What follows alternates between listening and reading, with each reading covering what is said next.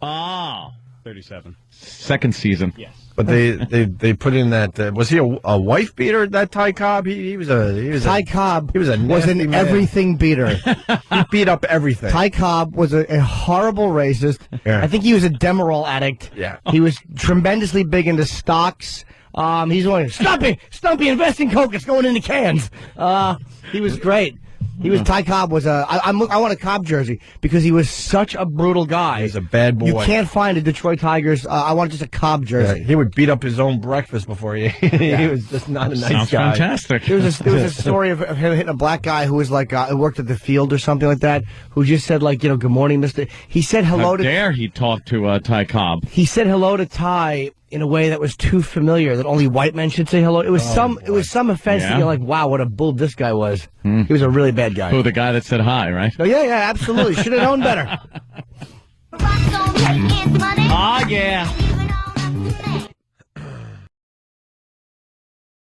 Too, because one guy, Alex in Buffalo, we're going to continue with this Sam thing. There's a myth, and I want to know if this is true, that Ty Cobb killed the guy with a baseball bat and then hit a home Just run for snoring. and then hit a home run with the same bat the next day. That's probably nonsense. But he Who did. knows though? Wow. His mother did murder his father. Wow.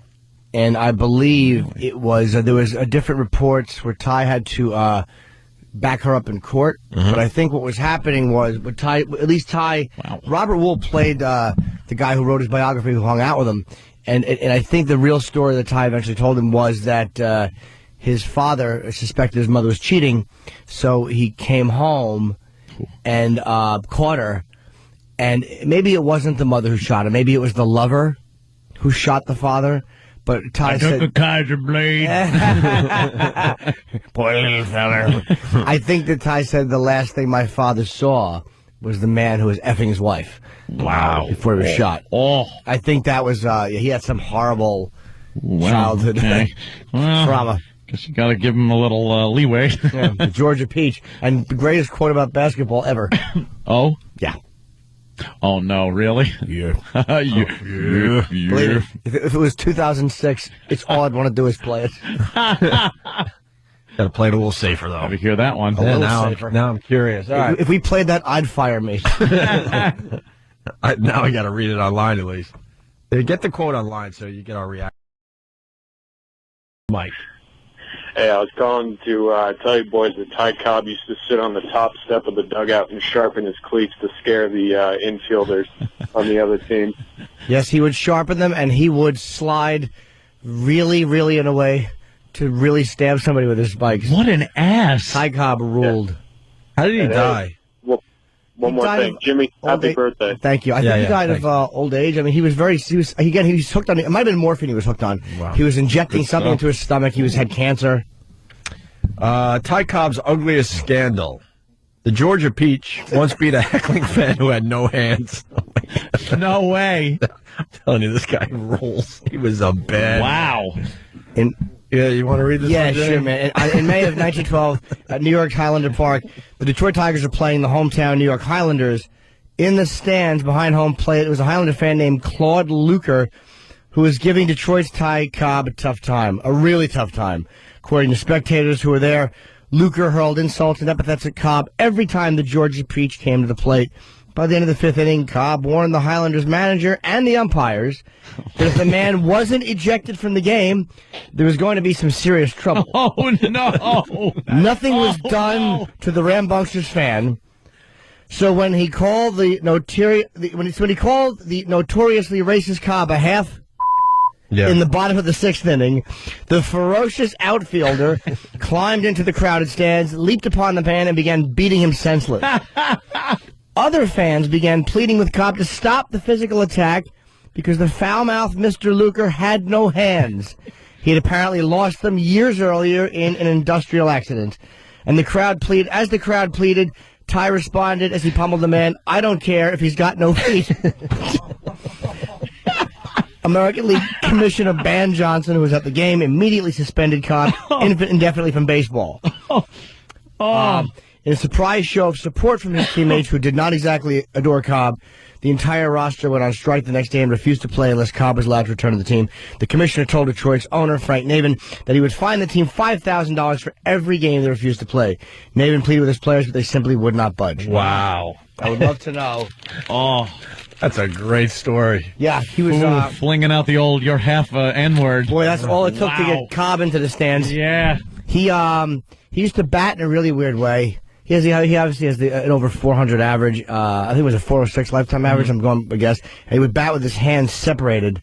He was a really great player. Oh, really? He has hands like instead of touching your hands together on the bat. Yeah, bottom pinky over top thumb and forefinger. He would have, I don't know how long of a separation. It almost looked like he was going to bunt, but not that far apart. Yeah. And he would just hit the ball that He way. slapped a lot of base hits. Yeah.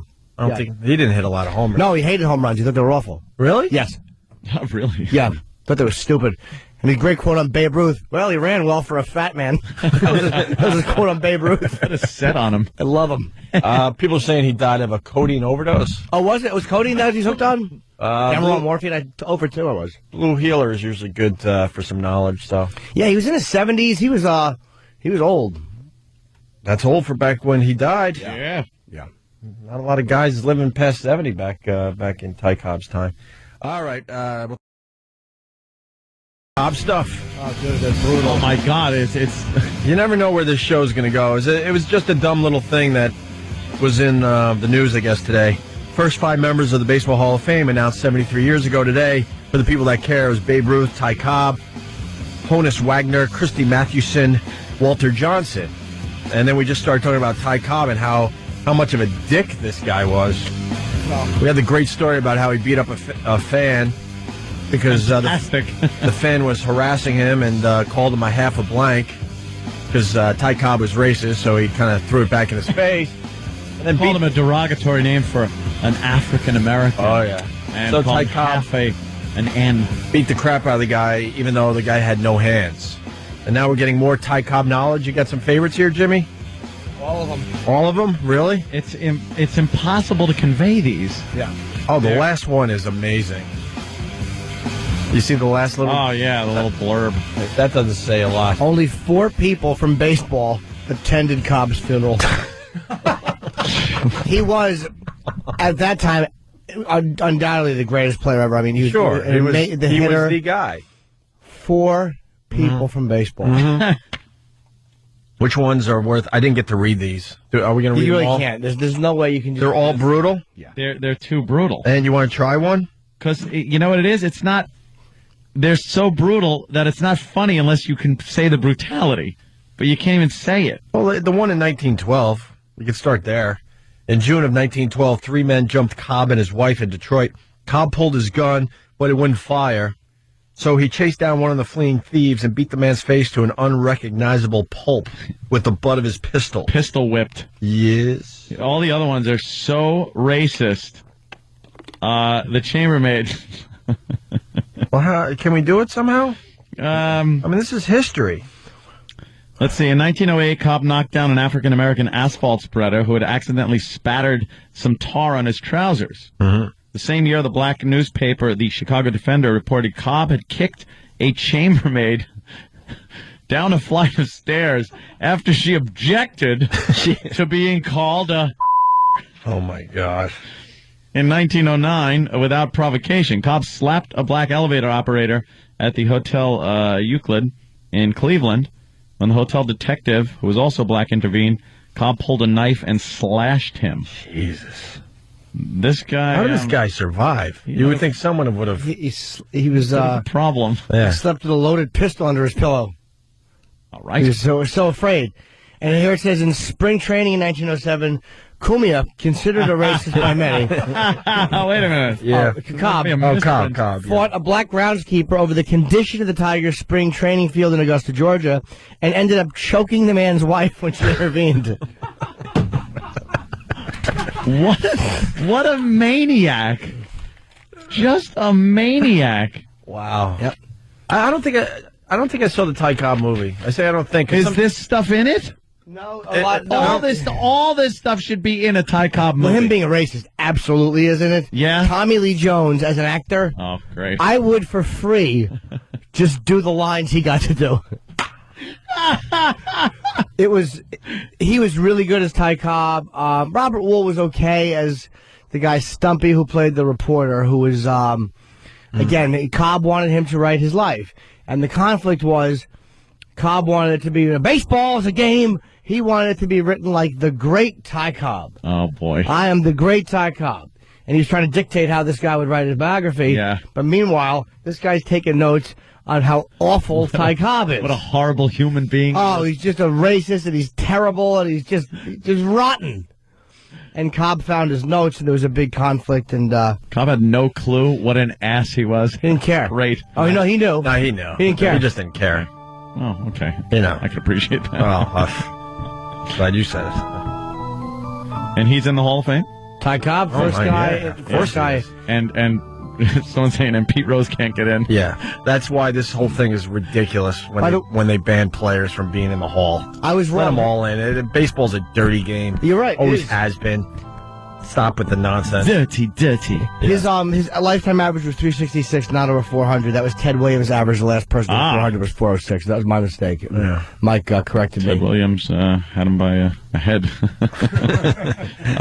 I can never think of Ted Williams anymore without thinking of that frozen head. Yeah, well, let's just hope that he had a little repentance before he died. Praise his name. Oh, boy. Christian Jimmy. Yeah, I almost used the Lord's name in vain when I said... Yeah, you never know when say he's going that. to pop up on I the know. show. Thank God Yeah. he's here to keep everybody safe. Oof. Saving our souls is what he's doing. I'm looking for Anthony's clip. We've been talking about like our top 10 favorite clips of all time, and we might actually try to figure that out somehow. Maybe we put them online if people are going to do this, and really try hard and help us out. But this is the Ted Williams clip. He said, well, we don't have to freeze his whole body. We can freeze his head. His head. To bring him back to life. Yeah, you always think cryogenics is this thing where, they freeze your whole body and it's in pristine condition and everything. Not true. For cheaper, they cut your head off and just freeze your head. So in the end, you just need your brain. And, yeah, they think that, if in the future they're able to get the essence of who you are out of your brain and put it in some kind of a different organism. A new vessel. Because no matter what they do with this freezing process, it just destroys the cells. Yeah, of anyway. course. Of course. So let's just deal with it. Good luck, Ty. Let's just deal with it. We're going to have to die someday. Ty. Good luck, Ted. Ted Williams. I like to hit the old baseball every now and again. Unlike my friend Jolt Joe, who likes to hit the old baseball when his wife is holding it in her mouth. He likes to dip his fist in a Mr. Coffee and belt that mouthy snot. Well, the baseball players, allegedly loving beating those wives of theirs. Yeah. That's why I called him Jolt and Joe. Yeah, how did jolt her all right? He sure would. He'd jolt her right out of a Demerol doze. Hit her in the face with a Mr. Coffee pot. Yeah. Trained in us like dogs and cats and everything else. Certain things that are just instinctive that we do as human beings. And one of them is when we get angry, we seem to lash out a bit. We say horrific things. And we at least think them. Unless you're a God-fearing Christian. No, even them. Yeah. Even them. They're the biggest hypocrites. I agree, yeah. And the hippiest crits I ever saw. Well, hold on. Now I'm going to take issue with that. I don't think that's the type of talk we need here. We can have fun and still keep it Christian. Oh, no. Oh, no. It's Jimmy's Christian Jimmy. Yeah. What's wrong with that? Praise his name. Praise his name. Oh, no. I hate Christian Jimmy. Well, I want to have a fun show that anyone can tune into with their family. Oh, my Well, God. Christian Jimmy stinks. Well, you know what really stinks? What? The sulfur odor coming out of hell, packed with people like you. Praise his name. Praise his name. Can we have some religious music Christian Jimmy when we talk to Christian? stinks. Hate him. Christian Why? Jimmy. Oh, no. Why not? I guess I shouldn't have hatred in my heart, but I do for Christian Jimmy. I tolerate needs to be saved Gregory and needs to be saved Anthony. Whoa! Needs to be saved from what? I'm doing my own saving. From yourself. From ourselves. Yeah. Why? We're doing well here. I think I'm a nice person, generally speaking. We do a show that's a little controversial, but, I mean, we don't have to go to the extreme of just being like you. Well, he's forgiven you for 2002. Praise his name. Born again Ted. I hate praise his name. Why? That's true, because you're too busy praising the name of Joe Consumer and of product buyer. You should praise the name of he who makes it all possible. The almighty dollar is... That's right. That's who you worship. The Church of the Almighty Dollar. Well, I've given up my membership to that church. Yeah. That's right. Think this is going to hurt ticket sales? I've joined the Good Lord University, and that's where I get my education. Praise his name. Praise his name. Oh, good God. Kristen Jimmy's going to be playing a lot of empty houses. I don't think so. You make it seem like God-fearing people don't enjoy a good laugh. Yes, we do. Well, good luck to you. Yes, we do. I can't quite see you playing a club and doing your act. There's a great amount of humor in letters from Paul to the Corinthians and the parables. There's much hidden humor. Oh, yeah. You got just hymn after hymn of funny stuff you could say on stage. You sure do. Yes. Praise Praises his name. That's what I like to hear. That's a radio program. It's wonderful. Christian Jimmy. God, are we going to hate that? Well, I'm going to hate that one. I know he's going to catch me off guard being Christian Jimmy. Yeah. I don't look at him and going to answer seriously. And well, it's not me speaking. I'm simply a vessel. I simply convey a message. For who? Praise his name. Oh, okay. Doesn't even have to say his name. No. You go grazing in the hallway. It's called frottage, where you bump your knuckles into the back of your ass cheeks, and then you go home and you just scrap things.